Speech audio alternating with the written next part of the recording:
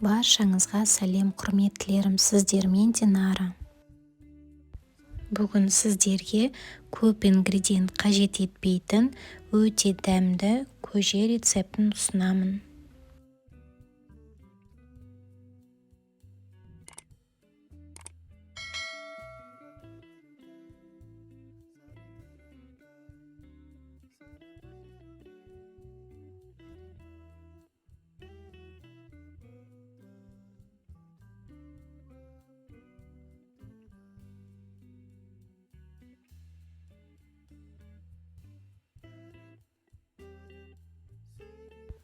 Көже дайындау үшін сүрленген жылқының етін қолданамын. Алдын ала жуылған етті ыдысқа салып, суын құйып, газ плитаға қоямын.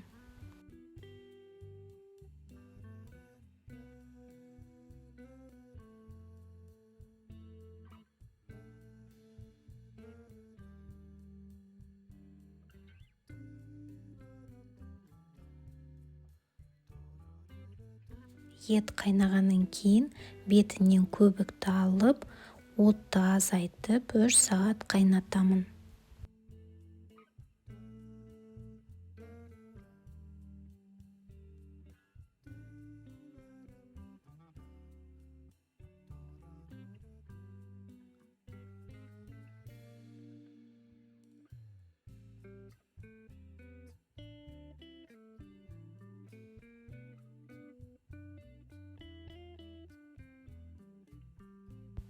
Қайнау кезінде су буланып азаяды, сондықтан қосымша қажетті суды қосамын.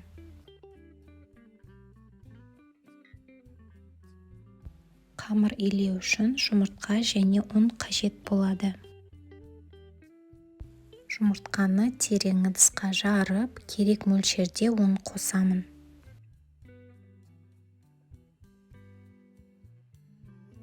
Қамыр қолға жабыспайтын қалыпта болу керек.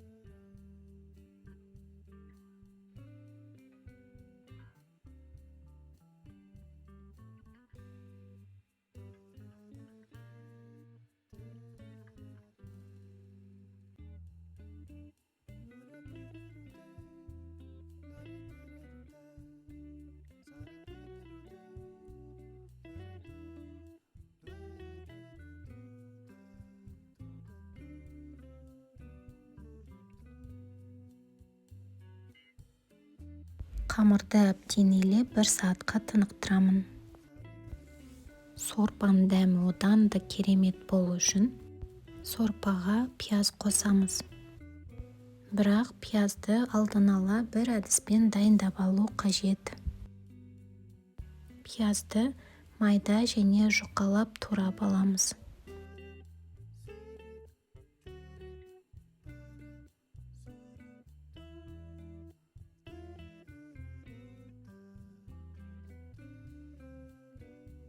Терең ыдысқа салып, бетіне қара бұрыш сеуіп, қайнап тұрған майлы сорпаны құямыз.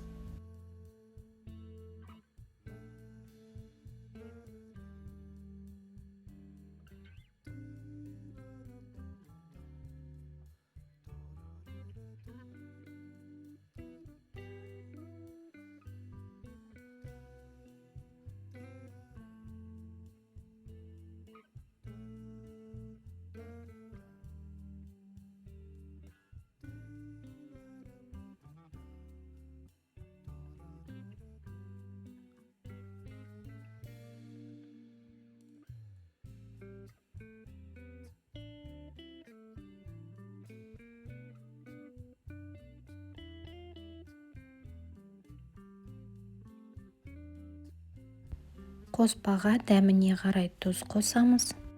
Және қайнағаннан кейін отты азайтып, пияз жұмсарғанша пісіремін.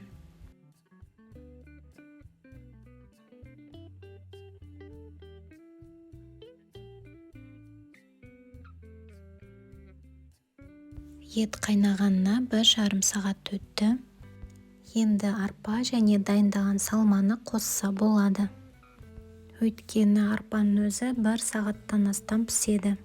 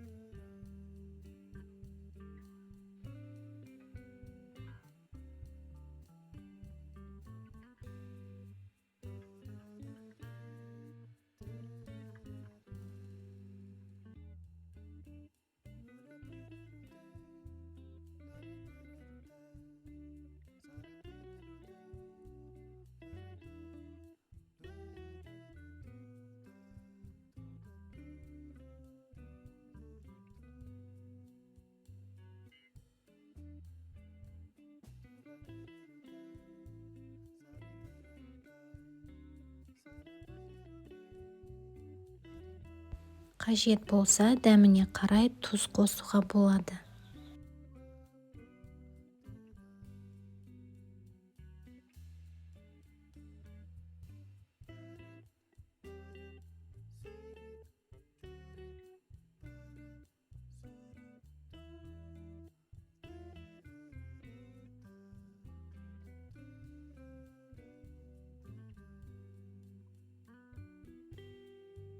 Дайын болған қамырды жайып, турап аламын.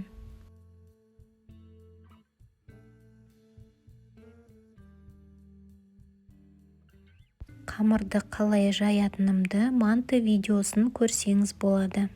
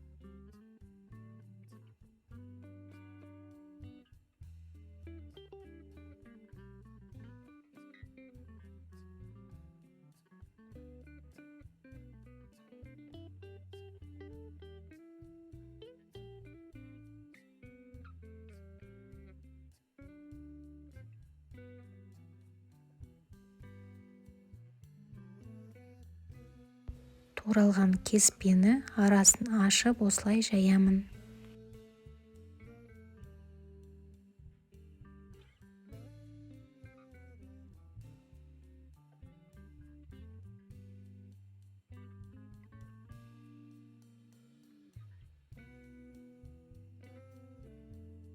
Ет дайын болғанға дейін 30 минут бұрын сорпаға күрішті қосамын.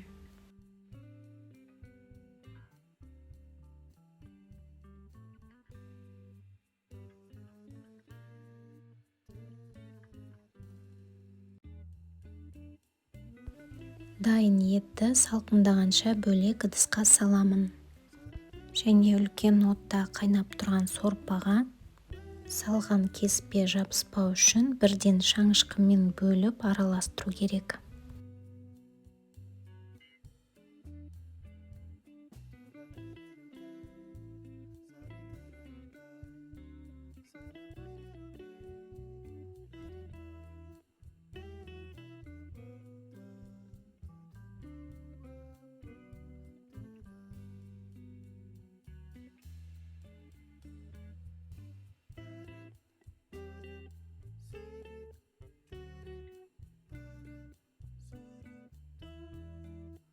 Қамыр бетіне қалқып шыққанда отты азайтып, дайын болғанша пісіремін.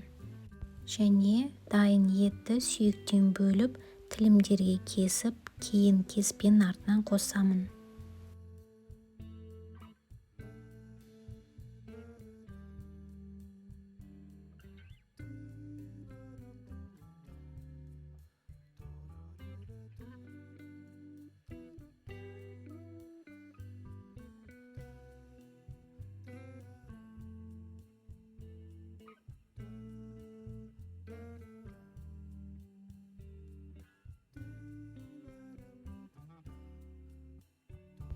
мінекей өте дәмді және көп ингредиент қажет етпейтін көже дайын.